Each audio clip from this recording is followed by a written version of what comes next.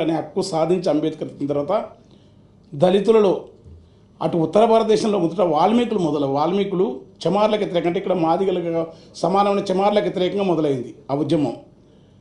అప్పుడు అక్కడ చమార్లు దాన్ని వ్యతిరేకించారు. ఇక్కడ రిజర్వేషన్ అప్పుడు దాంట్లో కొన్ని సదాలక్ష్మి కానీ ఆ రోజుల్లో అయితే మహేంద్రనాథ్ లాంటి పెద్ద ఆయన ఏంటంటే ఆ రోజుల్లో మాదిగలకు అవకాశాలు తక్కువ అంటే ఒక మాట అనేది ప్రత్యక్షంగా చాలామంది తెలుసు ఆయన దగ్గర మాదిగా మాల ఎవరికి తక్కువ మాదిగలకి తెలివేందుకు తక్కువ ఉంటుంది, మాదిగలు ఎందుకు వెనుకబడతారు, ఇది కరెక్ట్ కాదని యూనిటీ కోరుకున్నారు. మాదిగల్లో కూడా ఆ రోజు ఉన్నారు.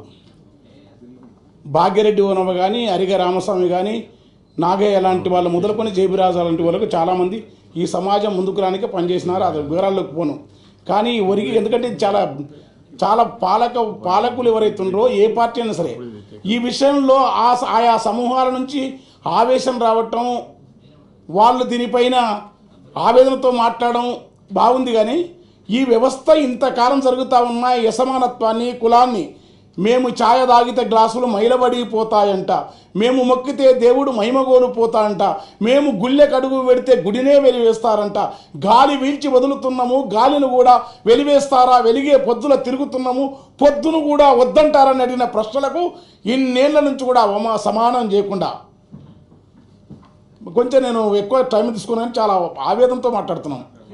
చుండూరులో 9-10 మందిని బలిదానం చేసి రక్త క్షేత్రాలు జరిగితే ఇదే న్యాయ వ్యవస్థలో ఇంతవరకు వాళ్ళని ఎవరు చంపించలేదు. లక్ష్మీపేటలో ఏమి జరిగింది తెలియదు, కారం చెడులో ఇప్పటివరకు ఏం జరిగింది తెలియదు. న్యాయ వ్యవస్థ పట్ల కూడా మాకు గౌరవం ఉంది, అత్యున్నత న్యాయస్థానం. పైగా జస్టిస్ చంద్రచూడ్ లాంటి మహానుభావులు, ఎందుకంటే వాళ్ళ నాన్నగారు సీనియర్ చంద్రచూడు, వీళ్ళంతా కృష్ణయ్యరు లేకుంటే భగవతి చిన్నపరెడ్డి ఆ పరంపరలో నుంచి వచ్చిన ఒక ప్రగతిశీల అభ్యుదయ భావాలను న్యాయమూర్తిని ప్రజలు గౌరవిస్తున్నారు. ఈ సందర్భంగా మాట్లాడుతూ ఇంతకాలం ఉన్నదని రాష్ట్రాలకున్న చేసుకోవచ్చని చెప్పే దగ్గర ఈ వర్గీకరణ చేసే సందర్భంలో ఈ ఉద్యమం రావడానికి కారణం ఏంటంటే ఈ వర్ణ వ్యవస్థ సృష్టించిన అసమానతలో కొందరికి కొంత అవకాశాలు అంటే చరిత్రలోనే 3000 సంవత్సరాల నుంచి వీళ్ళ మధ్యలో మాదిగల మధ్య విభేదాలు ఉన్నాయి. ఇప్పుడు మాలలు కూడా బాధపడవచ్చు. కానీ పద్మనాయకుల యొక్క సింగభూపాలునికి రేచంద్ర రుద్రుడు సమానమై లేకుంటే బ్రహ్మనాయుడికి కన్నమదాసులుండి ఆ రోజుల నుంచి కూడా వీళ్ళ మధ్య శైవ వైష్ణవ తేడాలు ఉన్నాయి, మాదిగల మధ్య తేడాలు ఉన్నాయి, వృత్తుల్లో తేడాలు ఉన్నాయి. కనుక కొంత అవకాశం శైవమేమో మొత్తం రెబలు ఉంటుంది, వైష్ణవేమో వ్యావహారిక సత్యము, తిరునామాలు, చక్రాంకితాలు, పట్టు పీతాంబరాలు, ఇట్లాంటి జీవిత సత్యం వల్ల బాగా మాలలను కొంచెం దగ్గర తీసుకొని జిటప్రోల్ సంస్థానం లాంటి సంస్థానంలో 300 ఎకరాలు మాల సంజనకు ఇచ్చినారు ఆ రోజుల్లో. అంటే ఇవన్నీ చరిత్రలకు పోనా అట్లా మాలకు కొంత అవకాశం ఇచ్చినారు వైష్ణవ సంస్థానాలు, వైష్ణవ ప్రభువులు. కనుక మాలలు కొంచెం ఒక మెట్టు ముందున్నది వాస్తవం, అది పై మెట్టులో. కానీ ఆ తర్వాత నిజాం వచ్చిన తర్వాత మాదిగలకు కూడా అంతే సపోర్ట్ ఇచ్చినారు. వరంగల్ జిల్లా లాంటి ప్రాంతంలో ఇప్పుడు ఈ ఉద్యమంలో ప్రధానమంత్రి కృపాకరు అని మాట్లాడతాడు, మంచి కవి రచయిత. వారి సాచరి జూపాక సుభద్ర వాళ్ళకి 30 ఎకరాల భూములు ఉంటాయి. మాదిగల మధ్య కూడా తెలంగాణలో మాదిగలకు చాలా చోట్ల భూములు ఉంటాయి. మాలను తెలంగాణలో చాలా వెనుకబాటు. క్రిమిలేయర్ అని ఒక మాట వాడినది సుప్రీంకోర్టు. క్రిమిలేయర్ మాట సత్యం అది, ఎందుకంటే కులం అనేది అన్ని ప్రాంతాల్లో అన్ని రూపాయలు చమరులు ఉత్తర భారతదేశంలో వర్గీకరణ వ్యతిరేకిస్తారు. ఇదే మాదిగలకు ఉత్తర కావాలంటారు. అక్కడ వేరే మాలలకు సంబంధించిన ఉత్తలాంటి వాళ్ళు కావాలంటారు. దక్షిణ భారతదేశంలో కేరళలో మాలలు కావాలంటే వీళ్ళిద్దరికి పరిస్థితి అట్లా ఉండాలి. అందుకని వీటి వివరాలకుండా ఈ సమానత్వాన్ని వీళ్ళిద్దరి మధ్య ఉన్న ఘర్షణను ఇంతకాలం ఆస్తులలో, సంపదలో, పరిశ్రమల్లో, క్యాపిటలిజంలో, ఏ దాంట్లో రాజకీయ పార్టీ పదవులలో సమానమైన జనాభా ప్రాతిపదిక వాటా కావాలన్న ప్రజాస్వామిక సూత్రాన్ని విస్మరించిన పార్లమెంటరీ రాజకీయ పార్టీలన్నీ ఒక్క మాలల విషయం వచ్చే వరకు అద్భుతంగా అవతల త్యాగాన్ని ప్రస్తుతిస్తున్నాయి. అది వామపక్షాల నారాయణ మొదలుకొని అది వాస్తవంగా మందకృష్ణ అనడం న్యాయం అది. ఎందుకంటే మందకృష్ణ ఉద్యమాన్ని శాంతియుతంగా నడిపినందుకు ఈ వేదిక తరపున అతనికి నిజంగా చెప్తున్నాను. ఆది ఆంధ్ర మాలలు తమను మాలలంటే బాగుండదు, మేము మూలవాసనము ఆదివాసనం ఆది జాతి కనుక ఆది ఆంధ్రని పెట్టుకుంటే వాళ్ళు తూర్పుగోదావరి, పశ్చిమ గోదావరి, ఉత్తరాంధ్రలో దాదాపు మెజార్టీ జనాభా మాలట్ల మార్చితే వాళ్ళకు 1%, బి 7%, సి 6%, తర్వాత ఇతర ఉపకులాలకు 1%. ఈ 15%లో ఏ కులం చాలా కాలం దూరం కనుక లేకపోతే బికి రావచ్చు, 7, 8. మధ్యలో ఉన్న సికి రాదు, మళ్ళీ డీకి వస్తుంది, డి లేకపోతే మళ్ళీ 9%. పివి రావు గారు ఏం చేసినంటే ఇది విభజనకు వ్యతిరేకం కాదు, మేము కోర్టుకు పోయింది కూడా చిన్నయ్య గారు కానీ అది కానీ మాలలంతా అనేక పోరాటాల్లో ఇక్కడ దున్నేవానికి భూమి మొదలుకొని ప్రజాస్వామిక ఉద్యమాలలో అనేక మంది ప్రాణ బలిదానం చేసిన వాళ్ళలో మీరు లెక్కలు తీస్తే చరిత్ర పొడుగుతా మాలల పోరాట చరిత్ర ఉంటుంది. తామే కాకుండా ఇతరులను బతకనిచ్చే మహోన్నతమైన వారసత్వ విలువలకు సంబంధించిన నటరాజం, పెద్దిశంకర్ మొదలుకొని మహోన్నతమైన మీరు ఇవాళ కీర్తిస్తున్న మహాప్రజాయుద్ధం యొక్క గద్దర్, కత్తి పద్మరావు, శివసాగర్, జేవీరాజు ఎవరైనా సరే మాలలందరూ కూడా ప్రజాస్వామిక ఉద్యమాలకు బాసటగా నిలబడ్డారు. ఈ ఉద్యమాన్ని కూడా మాలలు అట్లా సంతకం పెట్టినదో ఇక్కడ శాసనమండలి సభ్యులుగా మీ ముందున్న నేను కూడా వర్గీకరణకు జేబీ గౌతమ్, పద్మారావు గారు, జేబీ రాజు గారు, శివసాగర్ ఇలా మేమందరం ఆ రోజుల ఉద్యమానికి సపోర్ట్ చేసినాం. కానీ మాల ప్రజలు అడుగుతున్నాడు, 12 ఏళ్లకు కూలి ఎక్కువ వేస్తారని పైటేసుకొని కూలిపోయే మా చెల్లెళ్ళ బాధ నీకు తెలుస్తలేదా? వాళ్ళ వర్గీకరణ అయితే సపోర్ట్ చేస్తున్నాడు మమ్మల్ని అడిగినప్పుడు మన బాధతో పాటు వాళ్ళ బాధని సపోర్ట్ చేస్తాం. కానీ అయితే మరి గ్రూపుల పద్ధతి ఏంది? జనాభా లేదని చెప్తారు. ఒక్క నేత కాని కమ్యూనిటీ మాలల వృత్తి మగ్గం, మా ముత్తాత కూడా మగ్గాలు వేసేది, తాత కూడా నిలిచినాడు. ఒక్క నేత కాని కమ్యూనిటీ 12-11 లక్షలు ఉంటారు, అది మాలని చెప్పరు. చాలా చోట్ల మన్య పని భూమి ఉన్నందుకు మన్యం అంటే మన్య పనులు అని చెప్పుకుంటారు, అది మాలని చెప్పరు, అది మాల ఉపకులంగా చెప్తారు.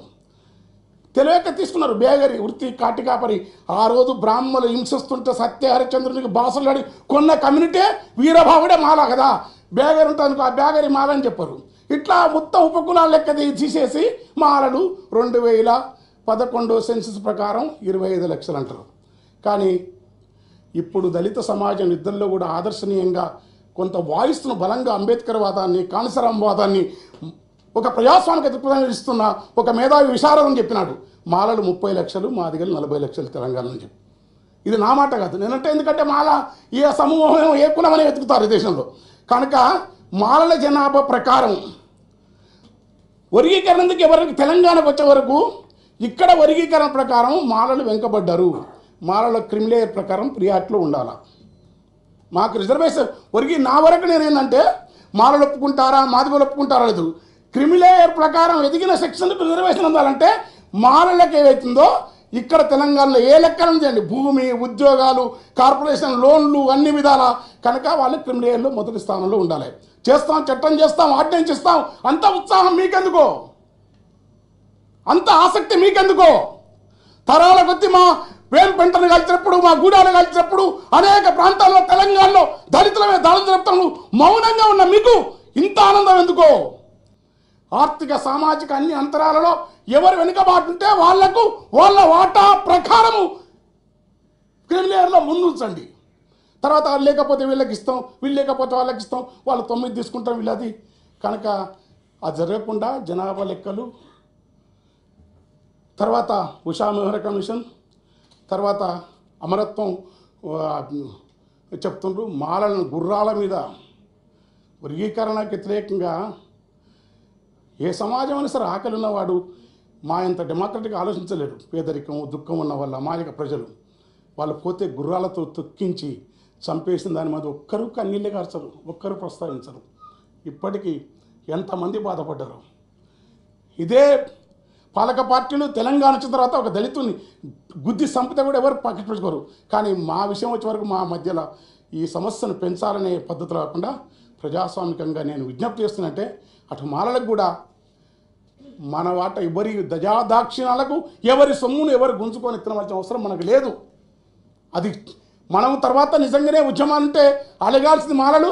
ఈ రాజకీయ పార్టీల్లో మన వాటా ప్రకారం, మాదిగల వాటా ప్రకారం ఉమ్మడిగా మనకు రావాల్సిన వాటాను లాగే ఉద్యమాన్ని తీసుకోవాలా. ఈ దేశంలో భూములై పలుగురాళ్ళు ఎత్తిపోసి పాముల పుట్టలు తవ్వి పరికి కంపలరికి ముండ్ల దుక్కునేరి మన నెత్తులు పోసి భూములు సాగు చేస్తాయి. భూముల్లో వాటా ఇట్లా పరాయికరణ మనం తేల్చుకోవాల్సిన అవసరం ఉంది. ఇక్కడ మొత్తం ఈ సంపదను ఈ పరిశ్రమని ప్రైవేటైజేషన్లో రిజర్వేషన్ పాలసీని తుంగం దక్కుతున్నప్పుడు వాటి కోసం ప్రైవేటు భాగస్వామ్యంలో కూడా రిజర్వేషన్ రావాలని మారలు పోరాడాలి. మాదిగలకు వ్యతిరేకంగా పోరాడితే అది తప్పుడు సంకేతాలు పోయి ఈ దేశంలోని పాలకవర్గ సంపద పెట్టుబడి చేతుల్లో ఉన్న స్వార్థపూరితమైన నాయకులకు ఒక వత్తాసును ఒక ఆయుధాన్ని మనమై మన వ్యతిరేకంగా ఆయుధాన్ని ఇచ్చినట్టు కనుక మాలలు నిగ్రహంతో వివరించాలా, మాదిగలకు జరిగే మేలును అంగీకరించాలా. పోతే 2 కొలువులు. అదృష్టవశాత్తు గత ప్రభుత్వం మన చైతన్యం వల్ల ఇవాళ ఉమ్మడి తెలుగు రాష్ట్రాల్లో సంపద ఉన్న వల్ల వివేక్ వెంకట స్వామి లాంటి ఒక పారిశ్రామికవేత్తను సంపన్నును సృష్టించగలిగినది. 4-5 సంపన్నుల్లో అట్లా మన కమ్యూనిటీ కానీ మాదిగలకు విజ్ఞప్తి చేసింటే, మాలలకు విజ్ఞప్తి చేసింటే అట్లా మీరు ఎదిగిన వాళ్ళు మీ సమాజానికి పనిచేయాల్సిన అవసరం ఉంది. మాదిగలకు వచ్చేది తీసుకోవాలా, కంపల్సరీ ఇవ్వాల్సిందే. ఈ బాధ కన్నా, ఈ అపోహల కన్నా, ఈ ఇద్దరి మధ్యన వైషమ్యాల కన్నా ఈ దళిత సమాజం అంతిమంగా మళ్ళీ వీళ్ళ దళిత సమాజానికి రావాల్సిన హక్కులు మాదిగలకు ఇస్తూనే మా జనాభా ప్రకారం మాకు ఇవ్వాల. ముందు జనాభా లెక్కలు తెలుసండి. మన్నెపోళ్ళు, మాలోళ్ళు, వలియదాసరి, బ్యాగరి, మాలమాస్టి ఇలాంటి కులాలన్నీ ఏవైతున్నావో మాల ఒప్పుకున్న నేత కానీ మా లెక్కలేస్తే మాల మాదిగల మధ్య నాకు తెలిసిన ప్రకారం ఒక్క 5% మాత్రమే జనాభా తేడా ఉంది. విశారదం లాంటి వాళ్ళు మంచి చెప్తున్నారు, కానీ కొందరు నాయకులు ఈ పార్టీలో ఉండి ఆ పార్టీలో పోయిన వాళ్ళు మా దళితులు కూడా వాళ్ళు ఎంత ఉండాలి 12, మనం 12 ఉన్నాం, మొత్తం ఉండండి. ఇంకా మాకు రిజర్వేషన్ అనేది ఒక మనుషులను తమను తాము నిజంగా చెప్తున్నాం. కానీ దళితులు ఆత్మగౌరవంతో రేపు అంటే మేము రిజర్వేషన్, మేము బానిసలం, మేము అడుక్కుంటాం. కానీ కాదు, మేము మనుషులము. వీధిలో కొలువైనవో ముని ఒక్క దళితవాడ కదా అంబేద్కరు. నీ అంతరంగమే కరుణకు ఆలయం భయ అంబేద్కర హితకర భరత జాతి ఖ్యాతి నీవేని అంబేద్కర్ వారసత్వంతో ఉంటే అంతిమంగా మనమే ఈ రిజర్వేషన్ అనే చిన్న ఉపశమనపు భిక్షాన్ని తీసేసి రాజ్యాధికారమే కాదు, మనం బతుకుతీతలను బతికి సమాజం కోసం పోవాలి. మా జనాభా ప్రకారం మాలల జనాభా చేయండి, నిష్పక్షపాతం చేయండి, నిష్పక్షంగా గ్రూపులు చేయండి. అప్పుడు న్యాయం. కానీ ఎమోషన్ అయ్యి మాకంటే మా మాదిగల కంటే మీరు ఎమోషన్ అయ్యి మీరు ఉద్యమాలకు తీర్మానాలు చేసి మీరు సపోర్ట్ కొడితే అది మా మీద వ్యతిరేకత, మీ వ్యతిరేకత, మేము విడిపోయిన ఆనందమా మాకు తెలుస్తలేదు. దయచేసి మీరు అర్చించాలని కోరుతూ థ్యాంక్ యూ. పెద్ద ఆయన నాకు ఇంతసేపు సమయం ఇచ్చినాడు. స్పీకర్ చైర్మన్ గారు వారికి నమస్కారం.